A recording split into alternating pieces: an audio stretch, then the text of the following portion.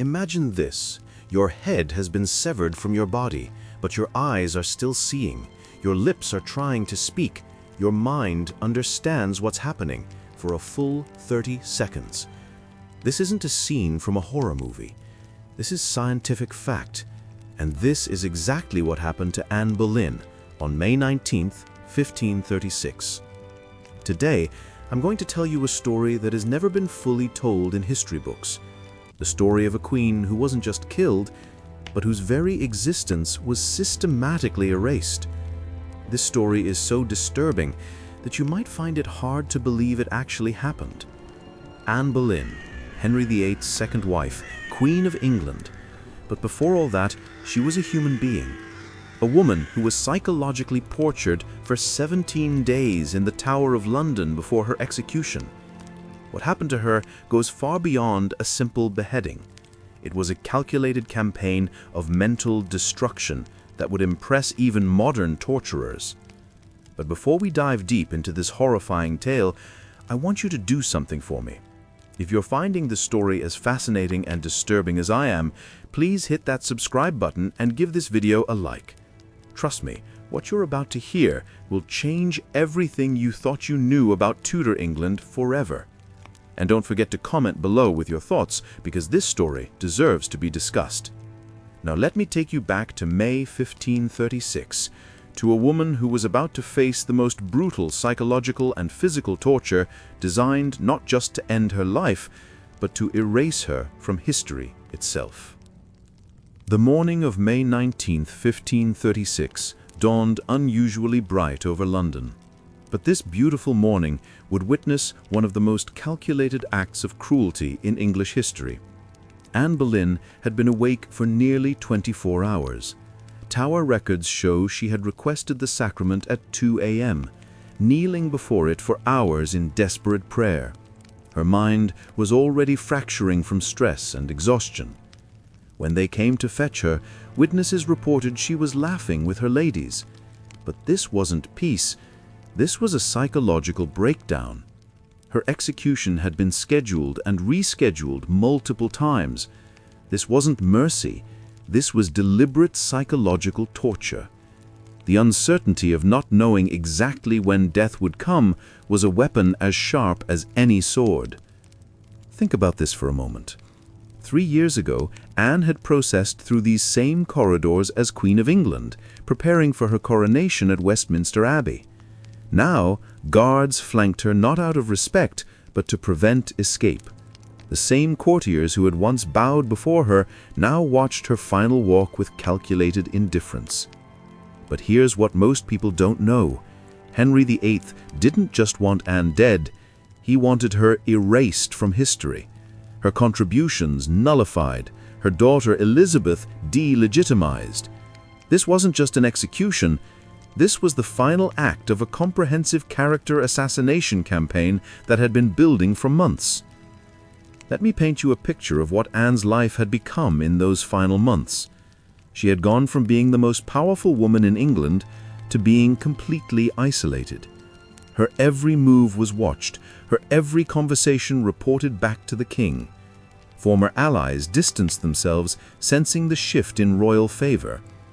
The woman who had once held Henry's complete attention, who had made him break with Rome itself, was now being systematically abandoned by everyone she had trusted. The charges against her were so outlandish that in any modern court, they would be thrown out immediately. Adultery with multiple men, including her own brother, George Boleyn. Conspiracy to murder the king. Witchcraft. These weren't just accusations.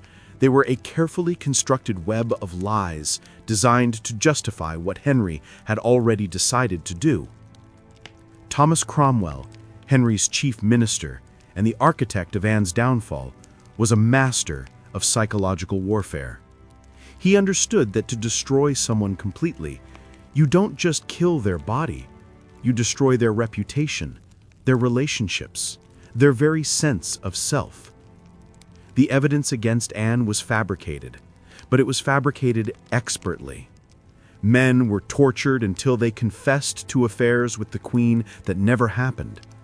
Mark Smeaton, a musician in Anne's household, was subjected to such brutal torture that he would have confessed to anything. Henry Norris, a gentleman of the king's privy chamber, was promised his life if he would admit to adultery with Anne. When he refused, he too was condemned to death. The scaffold on Tower Green was deliberately built only 3 feet off the ground.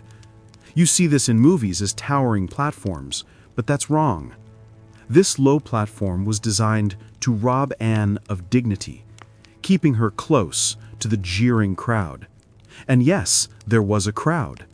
This wasn't a solemn, respectful gathering. Historical records suggest a carnival-like atmosphere had been encouraged. The execution was public theater, a warning to any woman who dared reach above her station. But the psychological torture didn't end there. In the days leading up to her execution, Anne was forced to listen to detailed accounts of her alleged sexual depravity. Court officials would visit her cell and read out the supposed confessions of her lovers, describing in graphic detail the acts she was accused of committing. This wasn't necessary for any legal purpose. It was pure cruelty, designed to break her spirit completely.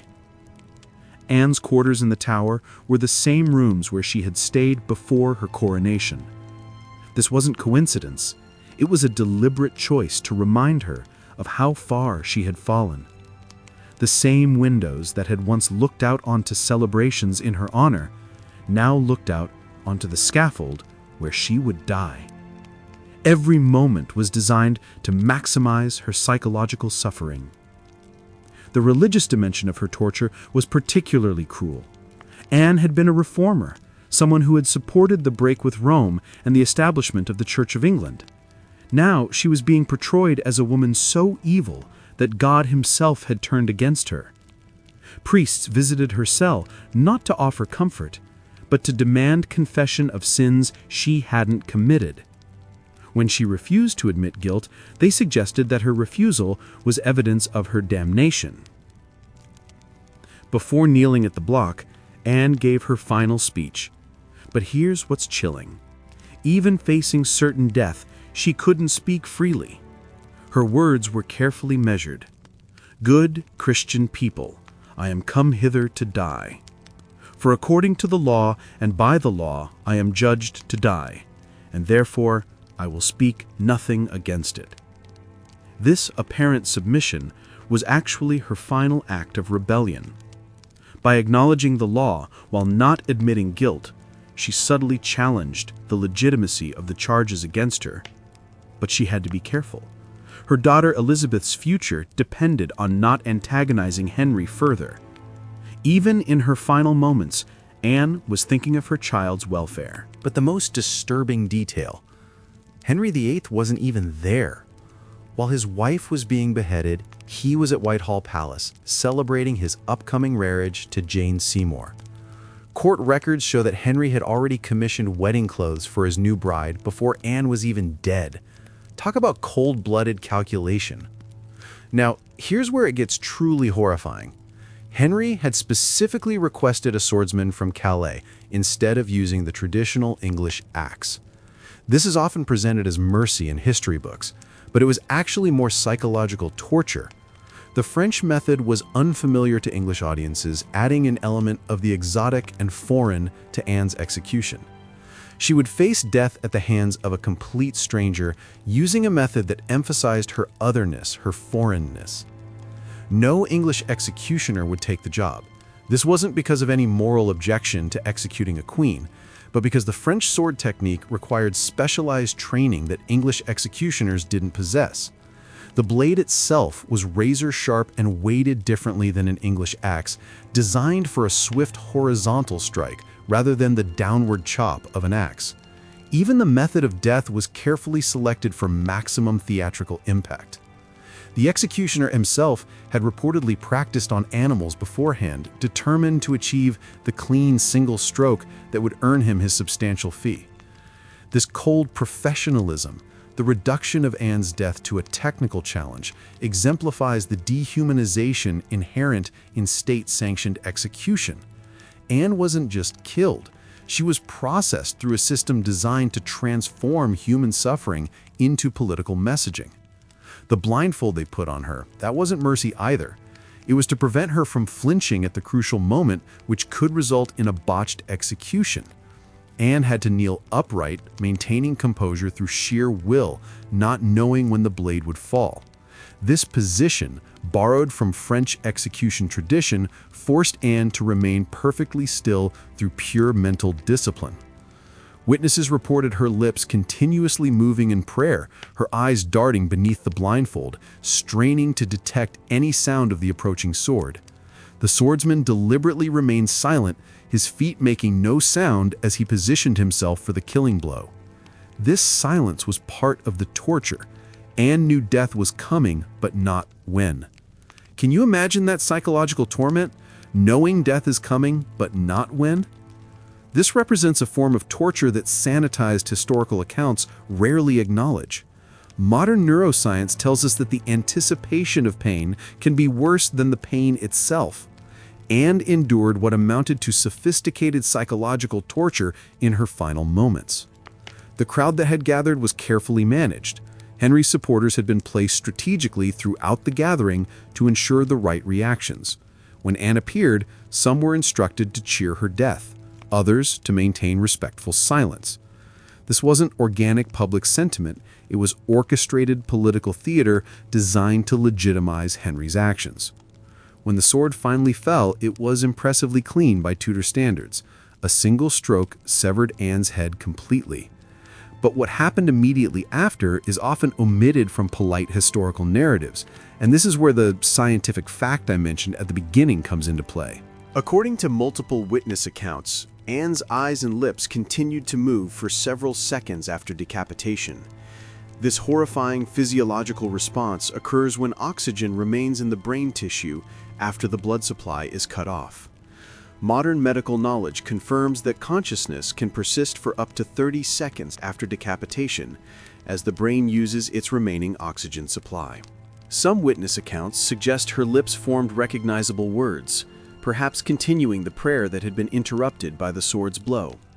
Dr. Buriu, a French physician who studied decapitation in the early 20th century, documented similar responses in executed criminals, confirming that the severed head can retain consciousness briefly. The sight was so disturbing that several witnesses fainted on the spot, while others turned away in horror at this grim reminder of the tenuous connection between body and soul. Even hardened court officials, men who had witnessed numerous executions, were reportedly shaken by Anne's post-mortem responses. But perhaps the most telling detail of all, no proper coffin had been prepared for Anne's remains. Her ladies-in-waiting, overcome with grief and horror, had to scramble to find an arrow chest to place her head and body in. This seemingly minor oversight speaks volumes about the complete disregard for Anne's dignity. Even in death, she was an afterthought, a political problem solved rather than a human being deserving of basic respect. The executioner, following French tradition, held Anne's severed head aloft by the hair for the crowd to see. Blood was still pumping from the severed arteries, creating a horrific spectacle that would be burned into witnesses' memories forever. This moment of display served as the climactic visual proof that sentence had been carried out. Anne's ladies-in-waiting then had to perform the most traumatic task of all. They had to clean and prepare Anne's severed head and body for burial. These women, already terrified of being implicated in their mistress's alleged crimes, had to handle Anne's remains while maintaining composure under the watchful eyes of Tower officials. Several of these women never recovered from the trauma, with at least one eventually entering a convent because she couldn't bear to continue court life. She was hastily buried in an unmarked grave within the Tower Chapel, without proper Christian ceremony. The burial was so rushed that basic funeral rites were abbreviated almost to nothing. Henry hoped her memory would fade as quickly as her life had ended. No marker was placed to indicate her grave location, and for centuries, historians weren't even certain where Anne's body lay. This systematic elimination of Anne's very existence represented a form of violence that transcended her death. It was an attempt to execute not just a person, but a legacy. Court painters were instructed to destroy her portraits, though some survived hidden in private collections. Her royal emblems were chiseled from palace walls throughout England. Courtiers quickly learned that mentioning her name could lead to royal disfavor or worse. The psychological impact extended far beyond Anne herself. The execution traumatized everyone forced to witness it, creating a climate of fear that permeated Henry's court for the remainder of his reign. Nobles began to understand that royal favor could disappear overnight, that even queens weren't safe from Henry's wrath. In the immediate aftermath, Anne's daughter, Elizabeth, not yet 3 years old, was declared illegitimate and removed from the line of succession. The child who would one day become England's greatest queen was effectively orphaned overnight. Her mother executed, her father publicly denouncing her legitimacy. Court records show Elizabeth was suddenly without proper clothing or attendants appropriate to her former status as a princess. Her entire household dissolved almost overnight, as servants fled to avoid any association with the disgraced queen. This cruel treatment of a toddler represents another dimension of the horror surrounding Anne's execution. The punishment extended even to her innocent child, who was too young to understand why her world had suddenly collapsed. Elizabeth would carry the trauma of her mother's execution throughout her life, never marrying, perhaps because she had learned too early how dangerous it could be for a woman to trust a man with power over her. What makes this story even more disturbing is understanding the full sensory experience of Anne's final moments. The scaffold would have reeked of blood from previous executions, the wooden platform stained dark despite attempts at cleaning. Flies would have buzzed in the May warmth, drawn by the metallic scent that permeated Tower Green. The crowd's roar, manipulated by planted supporters instructed to cheer the Queen's death, created a wall of sound designed to disorient and terrify. Anne would have heard this cacophony growing louder as she approached the scaffold, the jeers and catcalls from a population that had been encouraged to view her as a witch and adulteress. This carefully orchestrated public humiliation formed an essential part of Tudor justice. Death alone was never punishment enough. From a modern psychological perspective, Anne's execution represents a textbook case of state-sanctioned gaslighting and public character assassination. The charges against her were so outlandish they would never stand in any court today.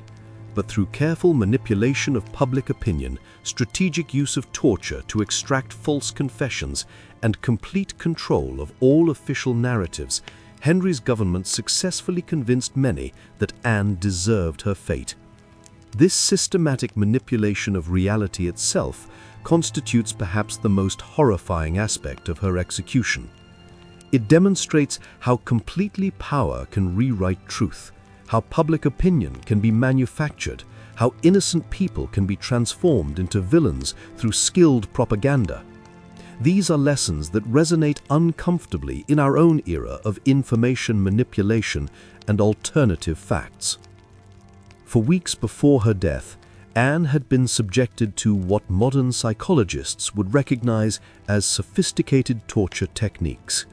Relentless questioning sessions that lasted for hours, sleep deprivation achieved by having guards wake her at random intervals throughout the night, complete isolation from family and supporters, the strategic use of false information, telling her that her alleged lovers had confessed and implicated her when they hadn't. Thomas Cromwell, the architect of her destruction, employed methods remarkably similar to those used by modern authoritarian regimes. By the time Anne reached the scaffold, she had already endured a campaign of mental breakdown designed to ensure she would present no problematic final resistance. Her apparent calm in her final moments wasn't peace, it was the psychological numbness that comes from prolonged trauma. The timing of the execution, scheduled for mid-morning rather than the traditional dawn, allowed for maximum attendance by London citizens. While Tower Green itself could only accommodate a limited audience of nobility and officials, The tower's elevated profile meant that crowds outside could hear the proceedings. Church bells throughout London would signal the moment of death, creating a citywide acknowledgement of royal power. This orchestration transformed Anne's private suffering into public performance, her death into political theater rather than personal tragedy. Every detail was calculated for maximum impact, from the timing to the method to the disposal of her remains. Among the most overlooked aspects of this case is the fate of Anne's co-accused. 5 men, including her own brother George Boleyn, were executed just days before Anne on identical charges of adultery with the Queen. Their deaths served to establish the supposed facts of Anne's crimes before her own execution, preventing any possibility that their final speeches might contradict the official narrative.